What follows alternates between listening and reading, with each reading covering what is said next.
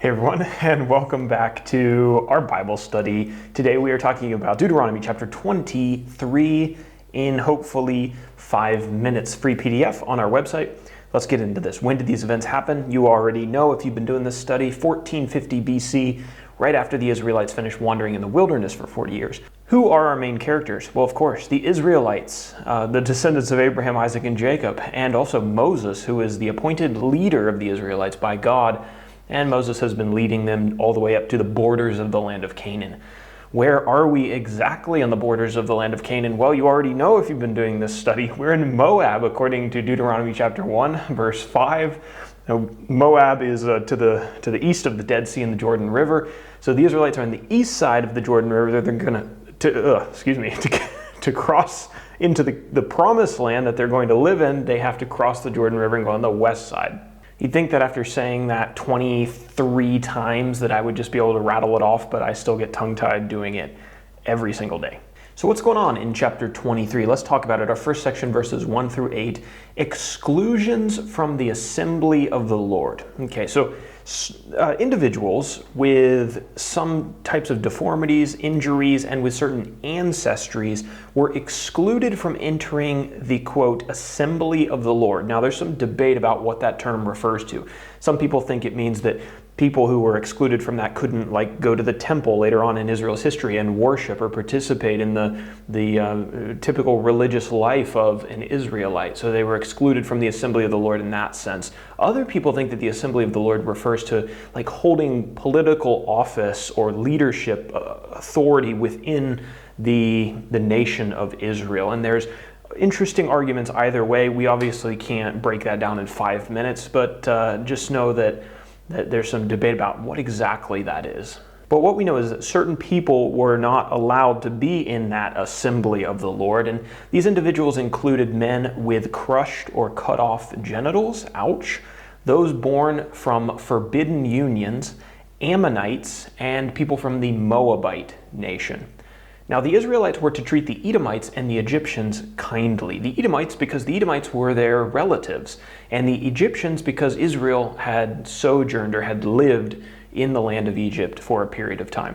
Edomites and Egyptians were allowed to enter the assembly of the Lord after 3 generations.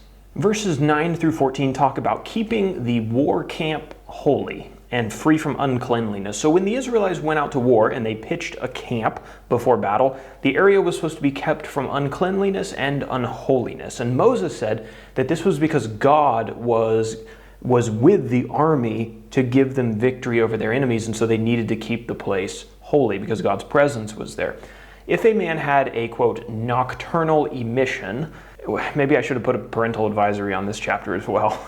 That man was to go outside of the camp until the evening. And each Israelite was told to have a small shovel to be used to cover their excrement when they went to the bathroom outside of the camp.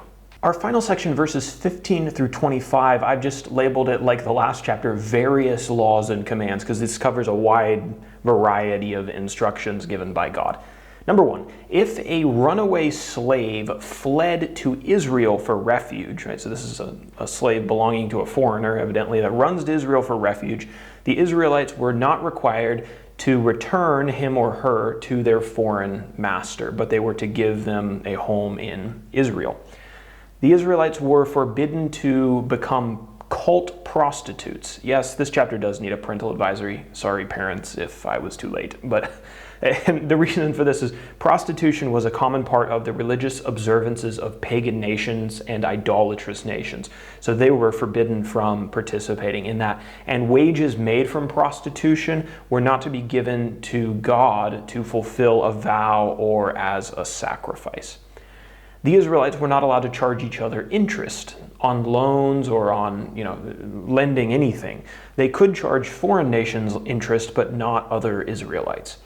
If a person made a vow to God, they were supposed to fulfill that vow quickly and not put it off.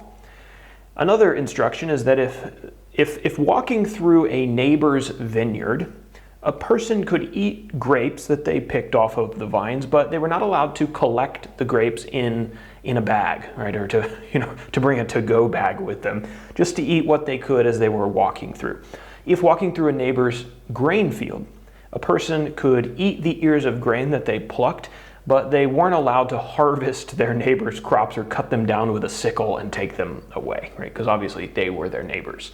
Jesus, you might remember, was passing through a grain field and his disciples were eating the ears of grain. And there was nothing wrong with that, as long as they didn't have their sickles out chopping the stuff down.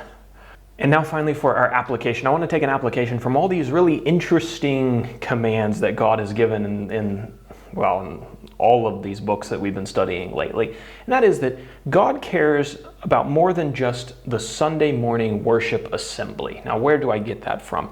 God's laws to the Israelites touched like every aspect of their lives in some really interesting ways, right? God was interested in pretty much everything that the Israelites did on a day-to-day basis, and his laws had something to say about the way that they did those things.